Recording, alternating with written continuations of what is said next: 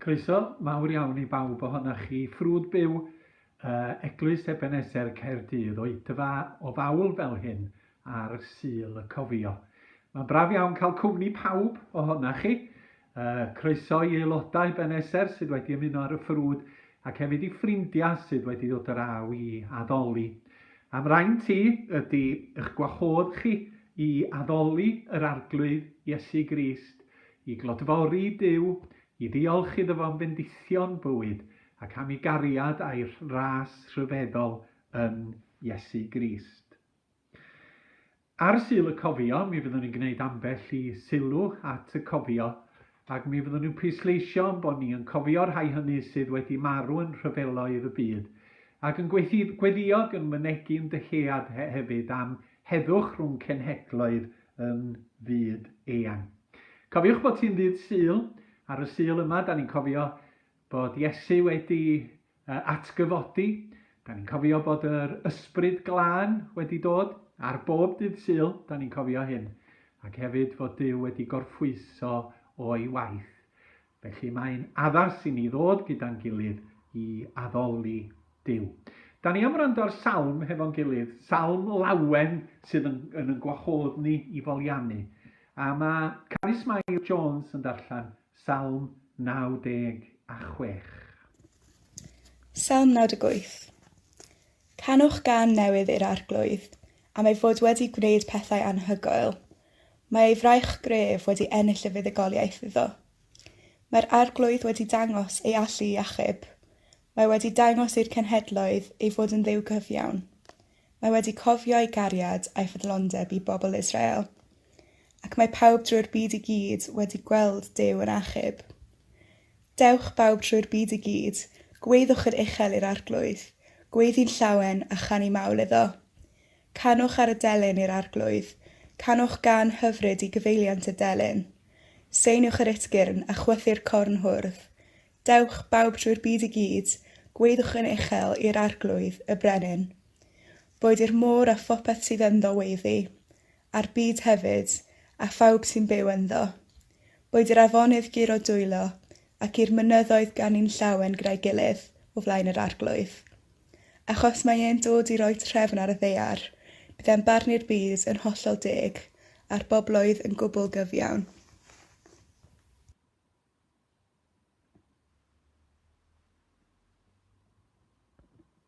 Camgymeriad y fanna, Salm 98. Yn y salm, y salmydd yn y gwahodd ni I addoli. Mae hefyd yn sôn I ni addoli Duw I gainc y delyn. Ac mi nawn ni hynny yn y munud gydag emyn hyfryd. Ond dewch I ni gael gair bach o weddi gyda'n gilydd. Yn ôl daddewid Iesu mawr yr awr hon anfon di, yr ysbryd sanctaidd gyda nerth I weithio ynom ni. Arglwydd da ni'n dyheu gyda'n gilydd I daddoli di ac I wneud hynny yn llawen. Oherwydd wrth feddwl amdana ti ath rinwedda rhyfeddol, mae llawenydd yn dod i'n calonna. Pan da ni'n myfyrio ar dy berffeithrwydd ac ar dy gariad ddiddarfod ac am dy ras hael, mae'n calonna ni'n cael ei llenwi hefo mawl. Ac fe weddion y byddi di yn rhoi I ni ddonia yr ysbryd glân yn ystod y munudau hyn.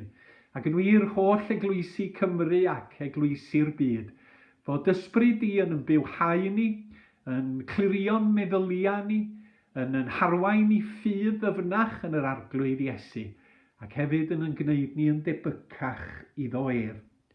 Oherwydd drwy ysbryd di mae'r mawl yn gorlifo o'n calonnau, yn arllwys allan o'n heglwysi, yn tasgu allan i'r byd, wrth I ni fyw a chyhoeddi y newyddion da. Gofynnwn hyn yn enw Iesu Grist ein harglwydd. Amen. Da ni am wrando ar emyn gyfarwydd rwan, distewch. A yn cyfeiliog yn canu mae Chloe Powell Davies. A da ni'n ufuddhau i'r salm ac yn addoli I gainc y delyn. Dewch I ni ganu.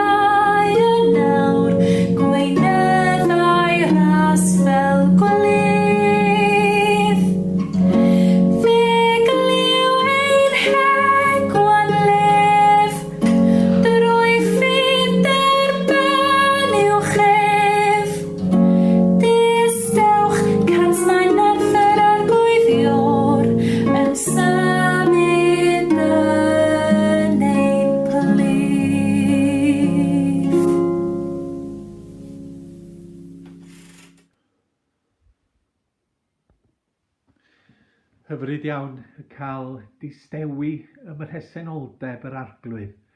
Distewch cans mae presenoldeb Crist y sanctaidd un gerllaw. Mae'r arglwydd gyda ni, mae o hefo ni yn ein cartrefi. Yng Nghaerdydd y bore yma, mae'n bore llwydair efo glaw mân a chymylau. Ond yng nghanol y cwbl mae golini cariad Duw yn yr arglwydd Iesu yn llewyrchu yn gry. A da ni'n gallu distewi mewn mawl, a bod yn ymwybodol o bresenoldeb yr ysbryd glân hefo ni, yn yn cynnal, yn yn erthu ac yn yn goleuo. Fel darlleniad bore yma, dwi wedi dewis adnodau o Efengil Mathew y bumed bennod. Y gwynfyda yn y dechrau, ac yna'r darn yna sydd yn dilyn, sydd yn sôn amdana ni fel golini'r byd a halen y ddaear. Felly, dewch i ni wrando hefo'n gilydd ar air Duw yn cael ei ddarllen. Pennod 5, adnod 1:16. Pan welodd Iesu'r holl dyrfaoedd, aeth i fyny ben y mynydd. Pan eisteddodd i lawr, daeth ei dilynwyr ato, a dechreuodd i dysgu, a dweud, mae rhai sy'n teimlo'n dlawd ac annigonol wedi bendithio'n fawr, oherwydd mae'r unefol yn teyrnasu yn ei bywydau. Mae rhai sy'n galaru wedi bendithio'n fawr, oherwydd byddan nhw'n cael eu cysuro. Mae'r rhai addfwyn sy'n cael eu gorthrymu wedi bendithio'n fawr, oherwydd byddan nhw'n etifeddu'r ddaear. Mae'r rhai sy'n llwgu a sychedu am gyfiawnder wedi bendithio'n fawr, oherwydd byddan nhw'n cael eu bodloni'n llwyr. Mae'r rhai sy'n dangos trigaredd wedi bendithio'n fawr, oherwydd byddan nhw'n cael profi trigaredd eu hunain. Mae'r rhai sydd â chalon byr wedi bendithio'n fawr, oherwydd byddan nhw'n cael gweld Duw. Mae'r rhai sy'n hyrwyddo heddwch wedi bendithio'n fawr, oherwydd byddan nhw'n cael eu galw'n blant Duw.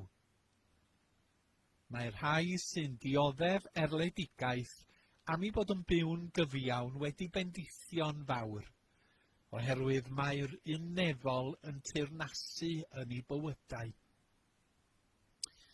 Pan fydd pobl yn eich sarhau chi a cherlid ac yn dweud pethau drwg amdanoch chi am eich bod yn perthyn i mi, da chi wedi'ch bendithio'n fawr.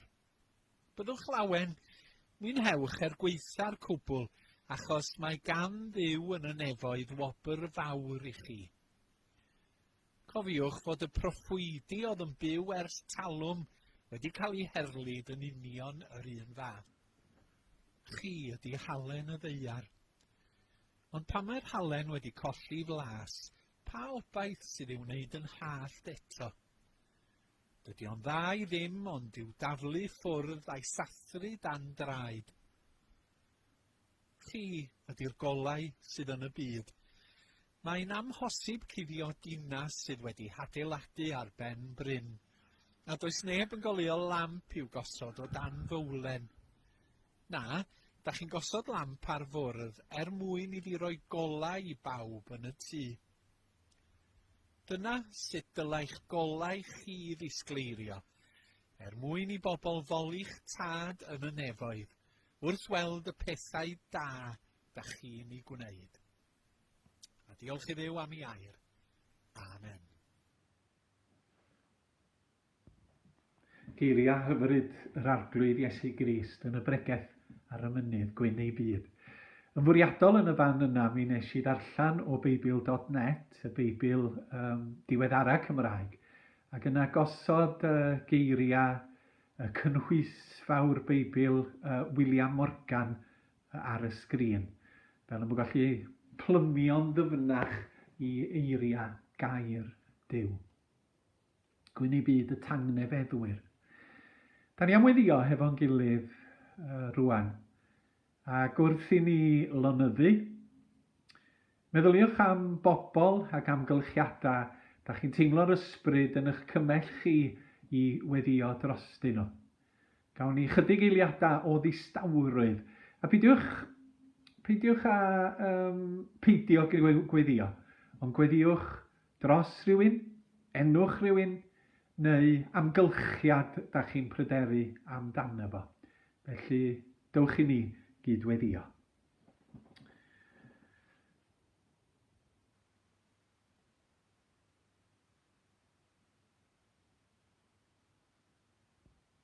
Ymlynyddwch a gwybyddwch mae yr arglwydd sydd yw.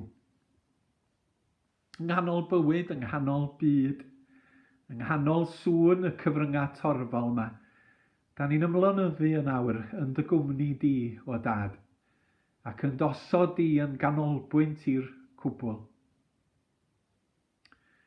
Drwy'r ysbryd glân neu di yn helpu ni i weddio, oherwydd yn aml iawn da ni ddim yn gwybod beth y dylian ni weddio drosto fo. Ond mae'r ysbryd yn rhoi gweddi yn calon ac mae'r ysbryd hefyd yn ymbil ar yn rhan ni ger dy fron di. Dy roi ni sicrwydd ffydd. Y ffydd honno mae'r byd yma i agwedda'n aml iawn yn ceisio i danseilio. Ffydd gadarn yn yr arglwydd Iesu am dy gariad, dy ras a dy faddeuant. Ffydd yn daddewidion am dy bresenoldeb a'i achawdwriaeth ac am fywyd tragwyddol ar ôl marw y corff hwn. Da ni'n daddoli di gyda'n gilydd yn awr, gan gydnabod dy fawredd a dy holl alluwgrwydd. Dyda ni ddim am un eiliad yn heiddi gael dod ger dy fron di. Yr unig heiddiant sydd ganddo ni di yn a thrwy yr arglwydd Iesu Grist.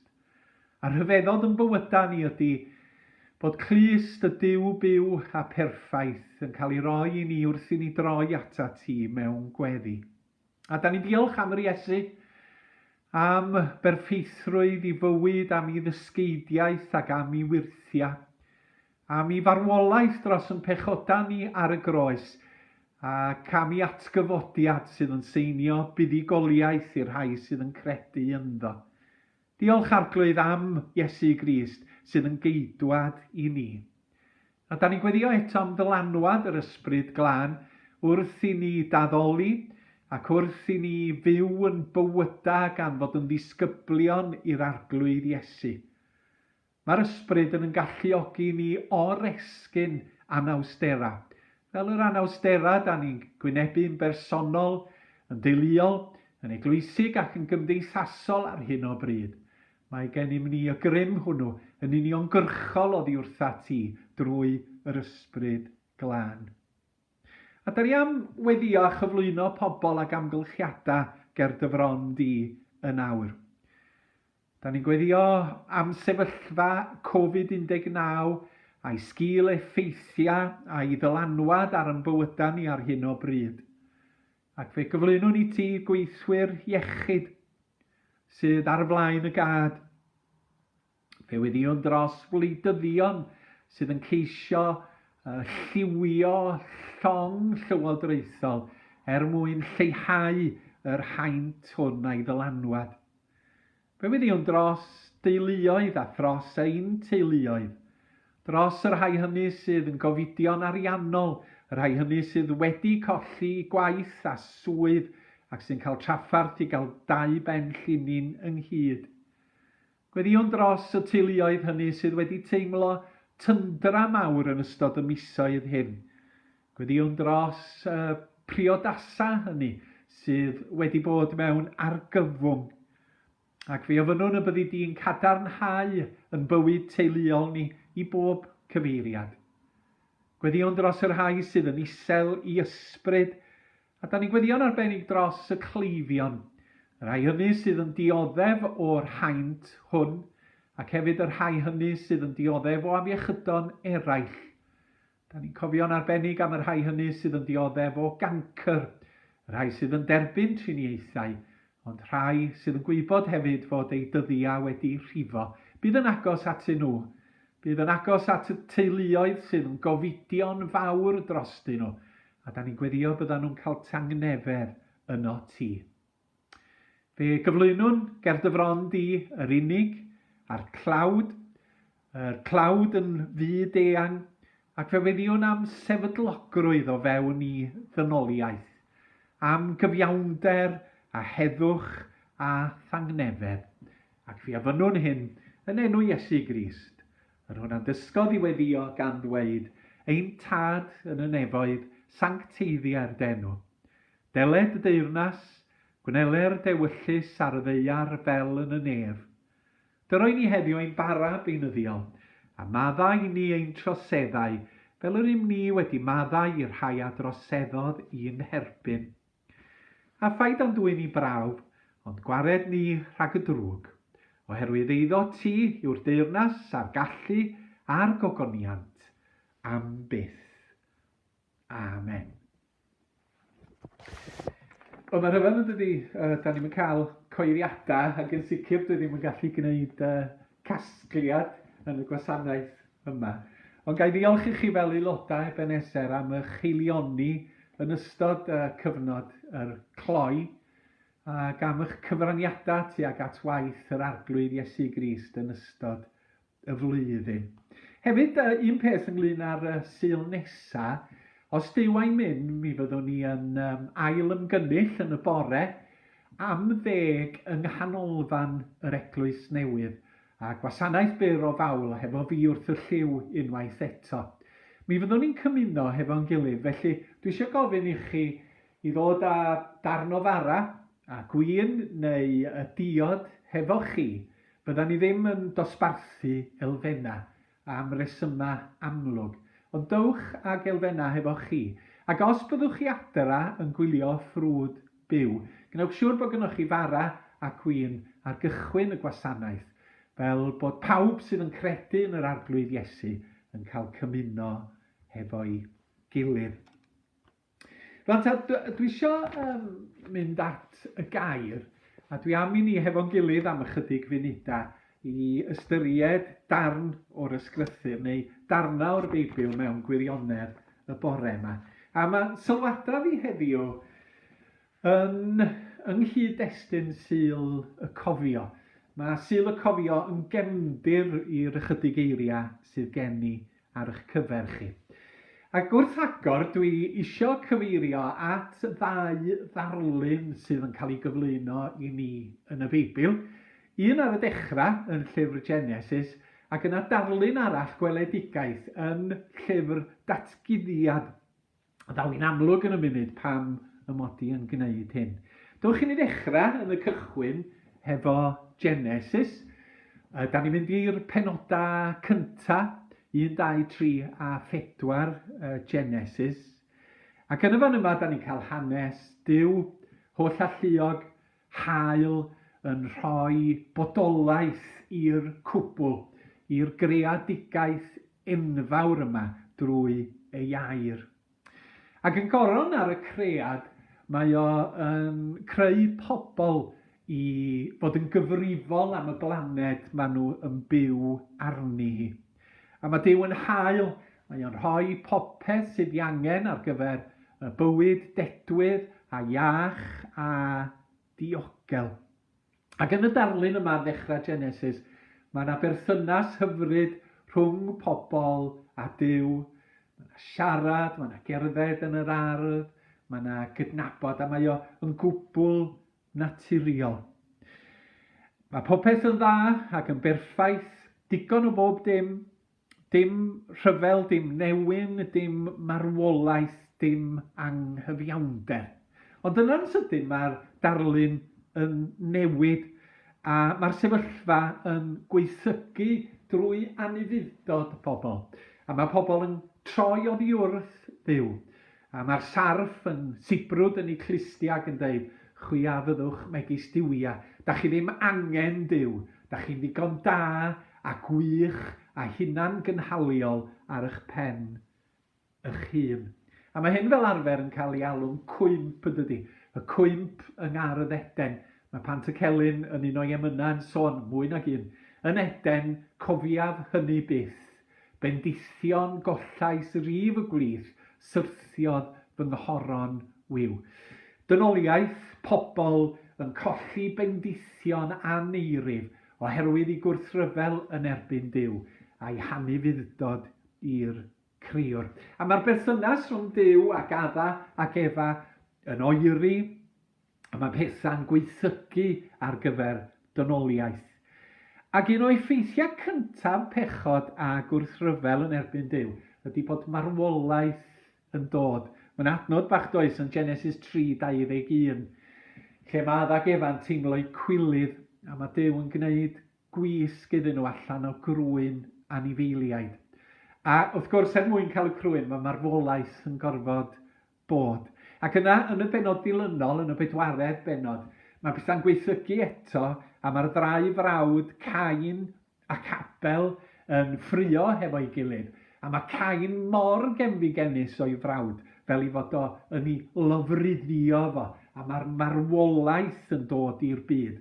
Ac yn y penodau dilynol o Genesis, da chi'n cael darlun o fod pethau'n mynd o ddrwg i waeth, a fod y drwg mae'r anifuddod yn effeithio ar pob elfen o fywydau pobl oedd yn byw ar y ddaear. A'r pwynt pwysig dwi am i ni gofio oedd fod Duw am ei bobl Duw mewn perthynas fyw, iachus, hapus, llawen, hefo fo y creuwr, ac mewn cyflwr o ddigonedd, heddwch a thangnefedd. Dyna di bwriad Duw, dyna oedd bwriad Duw ar y cychwyn, ar yn cyferni, a dyna yw bwriad Duw ar yn cyferni nawr yn 2020. Dyna darlun cyntaf. Wedyn dwi'n neidio yn handi iawn dros 64 o lyfrau i lyfr olaf y Beibl ac i lyfr y Datguddiad. Ac i'r 2 benod olaf o'r Beibl, penod 21 a 22 o Datguddiad. Ac yma da ni'n cael gweledigaetha gan Ioan. Gweledigaetha o nef newydd a daear newydd a y Jerusalem newydd. A da ni'n cael y darlun hyfryd yma sydd yn cael ei gyfleu mewn gweledigaeth. Falla bod chi yn gyfarwydd ar geiriau yn y fan yma. Dewch chi ni weld, dwi wedi gwneud cymysgfa chydig bach yn y fan yma. Na ni fynd, a dyma ni o geiriau. A theml ni welais ynddi, oherwydd ei theml hi yw'r arglwydd Dduw, yr holl alluog a'r oen. Nid oes ar ddinas angen ar hael na'r lleuad i dywynu arni, oherwydd gogoniant Duw sy'n ei goleuo, a'i lamp hi yw'r oen. A bydd y cenhedloedd yn rhodio'n ei goleuni hi, a brenhinoedd y ddeiar yn dwyn ei gogoniant i mewn iddi. Byth ni cheir ei ffyrdd dydd, ac ni bydd nos yno, a byddant yn dwyn i mewn iddi ogoniant ac anrhydedd y cenhedloedd. Ni chaiff dim halogedig, na neb sy'n ymddwyn yn ffiaidd neu'n gelwyddog fynd i mewn iddi hi. Neb ond yr rhai sydd â'i henwau'n ysgrifenedig yn llyfr bywyd yr oen. Ac yn y fan yma, da ni'n cael darlun hyfryd o bobl o bob cenhedloedd yn dod at ei gilydd mewn harmoni ac mewn cytgord, hefo Duw a'r Iesu yn ganolbwynt, a goleuni cariad yr oen yn llewyrchu yn ddisglair. Dim salwch, dim rhyfel, dim gwrthdaro, dim anghyfiawnder. A'r cread, y nef newydd, a'r ddeiar newydd, a'r Jerusalem newydd wedi cael ei hadnewyddu, i fod fel y bwriadodd Duw iddo fo fod. Ac yn y canol, mewn perthynas glos a dynoliaeth a phobl a'r cenhedloedd, yma Duw, yma'r oen, yma'r ysbryd glân, yma'r criwr. Bwriad Duw ar yn cyferni yw bywyd o heddwch a thangnefedd ac o gyfiawnder. A da ni'n gweld hyn yn glir yn eiriau yr arglwydd Iesu Grist ac yn ymddygiad yr arglwydd Iesu Grist. Doedd yr Iesu, nath o'n codi byddin, nath o'n gofyn i'w ddisgyblion hel arfa mwyn ymladd dros achos Duw. I'r gwrthwyneb, mi oedd Iesu yn hyrwyddo heddwch a maddeuant. A dyma mewn ffordd pam bod y Rhufeiniaid a'r awdurdodau Iddewig yn cael cymaint o draffarth hefo Iesu Grist a beth i wneud hefo fo. Mi oedd y Rhufeiniaid yn hen gyfarwydd a gwrthryfelwyr o fewn i'w hymerodraeth yn codi yn arfog mwyn ymosod a cheisio i disodli. Ond hwn, Iesu Grist, doedd o ddim yn bygwth, doedd o ddim yn arwain byddin i ymosod ar yr ymerodraeth Rhufeinig. Na, mi oedd yn annog i ddisgyblion i fadda, i droi'r foch arall, i wneud gweithredoedd o gariad. Ac felly, fel awdurdodau, doedden nhw'n gwybod sut i ddelio hefo fo. Ar un ffordd, hefo'r awdurdodau Iddewig, oedden nhw yr un modd yn gyfarwydd â phobl oedd yn codi yn deud, fi ydy'r Meseia, dwi wedi dod i waredu cenedl Israel.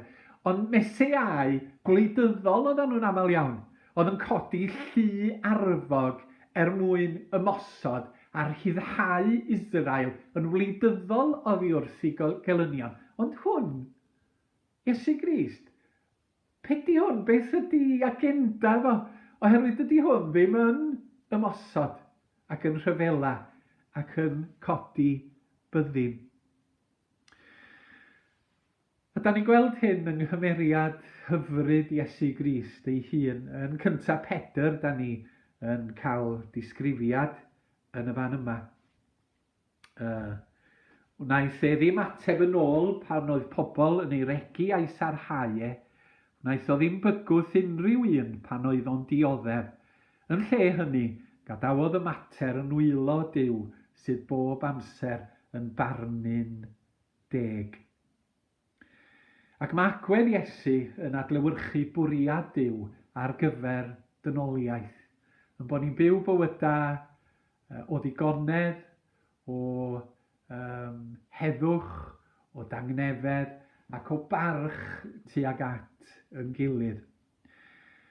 A nid dyna da ni weld yn y byd nac i. Nid dyna da ni'n gweld nawr, ond da ni'n gweld trachwant a gwrthdaro a chasineb a rhyfela yn digwydd heddiw yma yn y byd. A dega o filodd a chanodd o filodd o bobl yn marw heddiw yma mewn rhyfeloedd. A mor bwysig ydy o yn bod ni fel Cristnogion yn hyrwyddo polisïa a gweithgareddau gwleidyddol a chymdeithasol sy'n gweithio tuag at heddwch, sydd yn gweithio tuag at gydweithredu rhwng carfanna a phobl o wahanol farn a'i gilydd. Ond mae'r Beibl, mae'r Iesu hefyd yn sôn am rywbeth sydd yn gysylltiedig hefo hyn. Cymrwch chi eiriau yr arglwydd Iesu Grist yn Mathew 15. Mae o'n dweud fel hyn. Ond i welwch chi fod popeth sy'n mynd i mewn i'r gennau yn mynd i'r cylla ac yn cael ei gyrru allan i'r geudy. Ond mae'r pethau sy'n dod allan o'r gennau yn dod o'r galon, a dyna'r pethau sy'n halogi rhywun.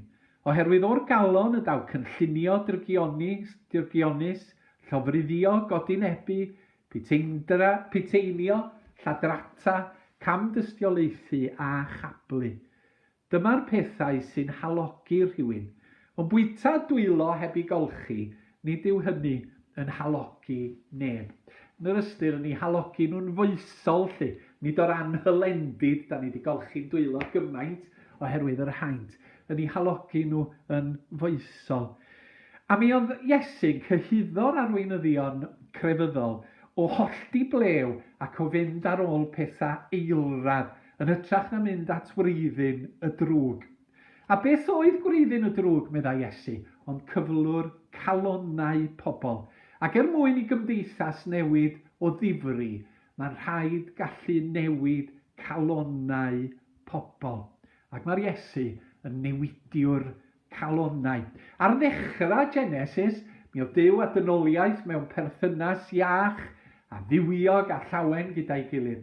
Ar ddiwedd llyfr Datguddiad, mae'r cenhedloedd hefo Duw yn y canol, yn byw mewn perthynas hapus hefo Duw a chyda'u gilydd.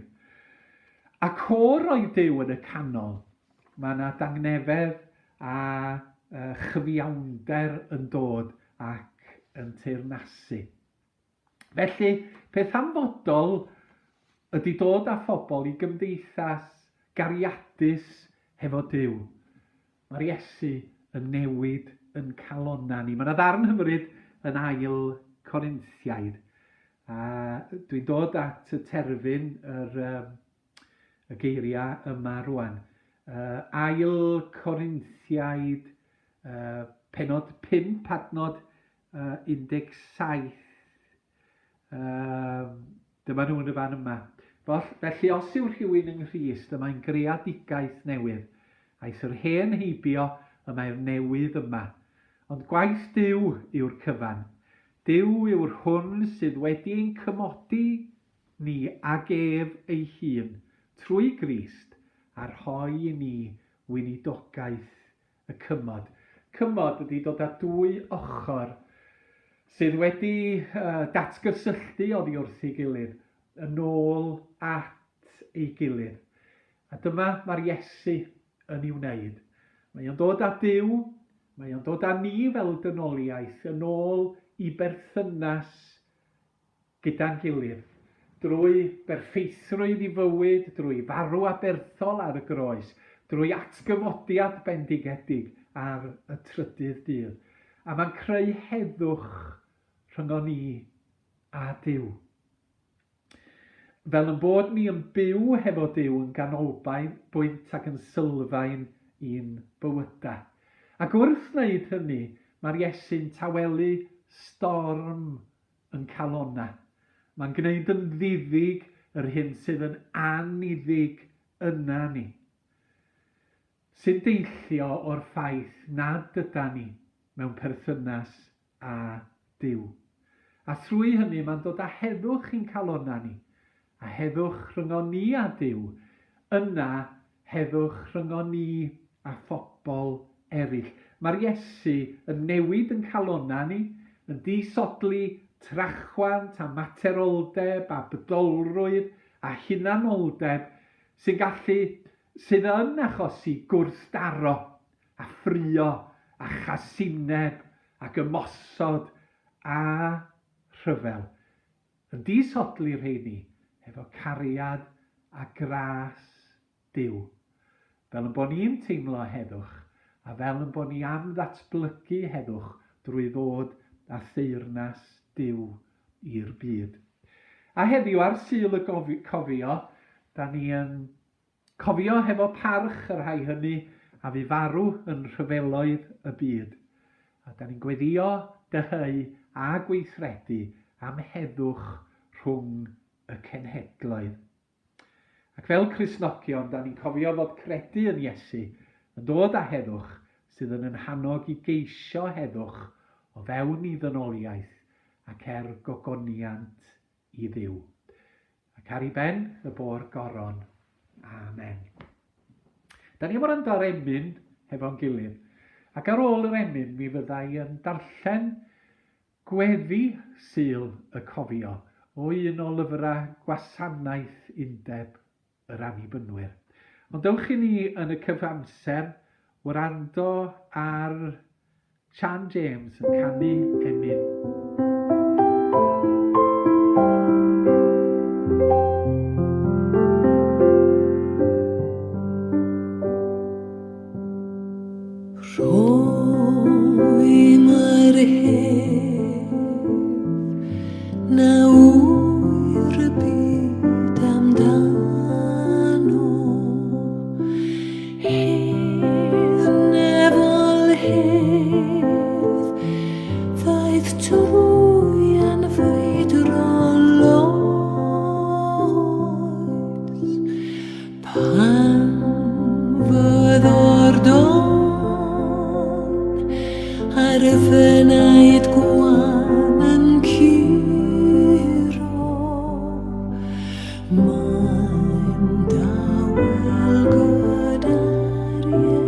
See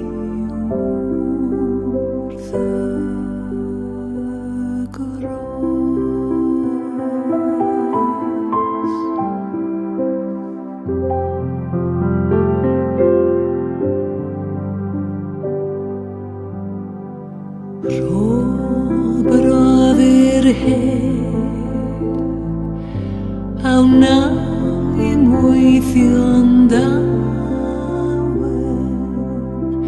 ond waith y nef, dan siomedigaeth lun, heb ofni dyn, ond aros byth yn ddiogel, ond hariad garwed fyddwr hyn.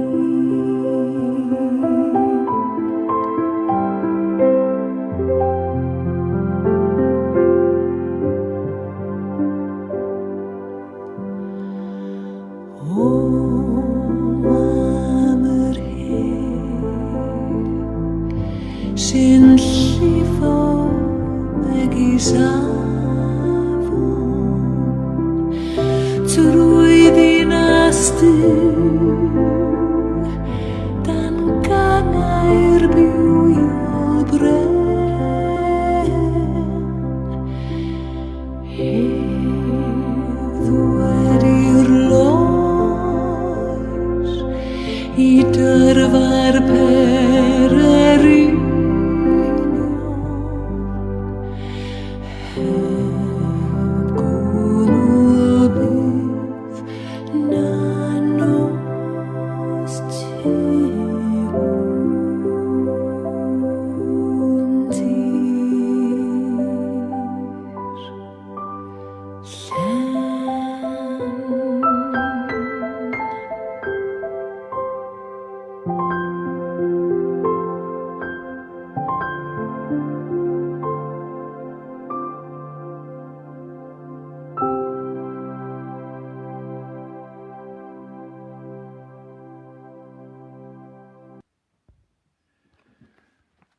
Wrth i ni gloi y bore yma, dwi am ddarllen gweddi Sul y Cofio. Ac am 11, beth am i chi dreulio munud neu ddau mewn distawrwydd, yn myfyrio am yr rhai hynny a gollwyd ac yn gweddio am heddwch. Gadewch i ni gyd weddio. O arglwydd pob tosturi a phob aberth, Dyw a thad Iesu o Nazareth a drigarhau wrth y galarwyr gynt. Dyw'n atat yn awr i goffau o dan dy fendith, rhai hynny a laddwyd mewn rhyfeloedd yn ystod ein hoes ni ac ym mhob oes o'r blaen. Cofiwn yn dyner am rinweddau heirdd yr rhai adrengodd yn y rhyfeloedd a fu, eu heiddgarwch a'i hawddgarwch, eu hoen a'i nwyddiant, a'i blas ar brofiadau bywyd, a'i hiraeth am fyd gwell. Cofiwn am bawb a fu mewn galar a phryder a dychryn o golli yn anwyl mewn dull mor erchyll. Par i ryfeloedd beidio trwy'r ddaear. Dysg i ni ymddiried yn o ti ath dynerwch, ath farn, ath gyfiawnder a chybol, ac nid yn yr arfau a fo'n dinistrio ac yn chwalu'r harddwch a griwyd gennyt. Hyrwyddar ymchwil am dangnefedd trwy'r byd, nerthad ystiolaeth dy dangnefeddwyr, a gwna hwy'n barod i wynebu pob erlyd a phob drygair yn llawen dy fwyn. Dyroi ni, i bob cenedl a phob cymdeithas o ddynion, dy gyfiawnder, dy byrdeb, dy ddosturi, dy her. Una ddeiar a nef yn y cymod, a ddaeth trwy groes ein harglwydd Iesu Grist. A gras ein harglwydd Iesu Grist, a chariad Duw, a chymdeithas yr ysbryd glân, a fyddo gyda chwi oll o'r awr hon, hyd byth. Amen. A diolch i chi am ymuno gyda ni. Wythnos dda a iach i chi. Cadwch y ffydd a cadwch yn ffyddiog.